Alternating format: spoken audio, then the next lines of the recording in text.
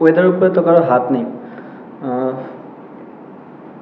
গেমে যেটুকু পাওয়ার ছিল অ্যাজ এ ব্যাটিং, আমার মনে হয় আমরা ওভারঅল কয়েকটা ব্যাটসম্যান ব্যাটিং করেনি লাস্ট 2 গেমে, তারা একটু সুযোগ পেয়েছে। অবভিয়াসলি বোলাররা বল করতে পারলে ভালো হতো, বাট এটা আমাদের কন্ট্রোলে নেই। আমরা জানি বাংলাদেশের ইন্টারন্যাশনাল খেলা যেগুলো হয় তার ভিতর হচ্ছে সিলেট এবং চিটাগাং হচ্ছে বেশ ব্যাটিং ফ্রেন্ডলি হয়, অ্যান্ড আউটফিল্ডও খুব ভালো। তুলনামূলকভাবে মিরপুর আমরা সবাই জানি যে একটু সবাই স্ট্রাগল করে, নট অনলি যে আমাদের বাঙালিরা, বাইরের প্লেয়াররাও যখন খেলতে আসে তারাও স্ট্রাগলিং করে। সো অবভিয়াসলি সব ব্যাটসম্যানের জন্য সিলেট একটা ভালো অপশন, ভালো গ্রাউন্ড। খেলেও অনেক মজা, আপনারা হয়তো বা এখানে থাকেন, আপনারাও দেখে এনভায়রনমেন্ট দেখেও আপনাদেরও ভালো লাগে। ইন্টারন্যাশনাল গেমে আপনি ভালো ব্যবধানে জিততেছেন, এটা একটা বড় বিষয় যে আপনার টিম কতখানি ডেভেলপ করতেছে।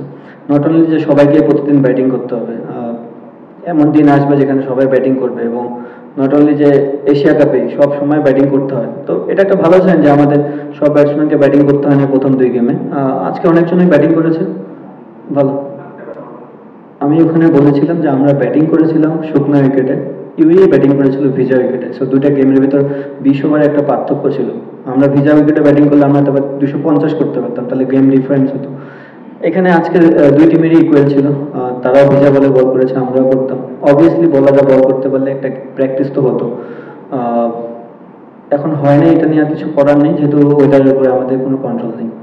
যদি আপনি ওভারঅল 18 ওভার খেলা দেখে থাকেন, ফার্স্ট পাওয়ার প্লেতে যে বোলারগুলো বল করেছিল তাদের বল খুব একটা ঘুরেনি, বাট আফটার পাওয়ার প্লে পরে যে বলারটা বল করেছে তার বল কিন্তু বেশ টার্ন করতেছিল। সো উইকেটে যখন হেল্প হয়, অ্যাজ এ বোলিং ইউনিটে যখন হেল্প পায় তখন ব্যাটিংয়ের রান রেট কমবে, এটাই স্বাভাবিক। এখানে যে কোনো ব্যাটসম্যান ব্যাটিং করলে তার রান রেটটা কমতো, but at the same time আমরা কিন্তু ভালো ফিনিশের পথে যাচ্ছিলাম। আলটিমেটলি আপনি গেমটাকে কীভাবে বিল্ড করতেছেন, অ্যাজ এ টিম কতখানি টোটাল দিতে পারতেছেন। আমি কিন্তু ম্যাচ শুরুর আগে বলেছিলাম যে 180 আমার কাছে মনে হয় এটা গুড স্কোর। আমরা ওই পথে যাচ্ছিলাম, যদি পুরো খেলা হতো হয়তো বা 180 বা 190ও যেতে পারতো। সো ভালো স্কোর হতো। ওভারঅল সব দিক দিয়ে আমার কাছে মনে হচ্ছে পজিটিভ। যারাই ম্যাচ খেলার সুযোগ পেয়েছে তারাই ভালো ক্রিকেট খেলেছে, এক্সেপ্ট সাইফ, যে কিনা কিছুই করতে পারলো না বিকজ অফ সে ব্যাটিংও করেনি, বলিংও করেনি। বাদ বাকি তো সবারই একটা হলেও গেম খেলার সুযোগ হয়েছে।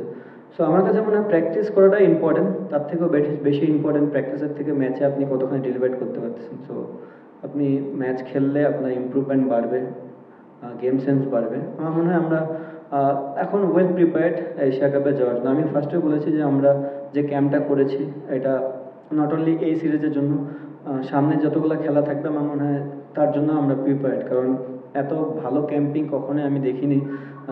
ফিটনেস তো অবভিয়াসলি আপনি মিরপুরে থেকেও করতে পারবেন, বাট যে টাইপের ক্রিকেট আমরা খেলতে চাচ্ছি, যে টাইপের প্র্যাকটিস আমরা করতে চাচ্ছিলাম, সেটা সিলেটে একমাত্র পাওয়া গেছে। সো আমার কাছে মনে হয় ওভারঅল আমাদের এই জার্নিটা খুব ভালো ছিল।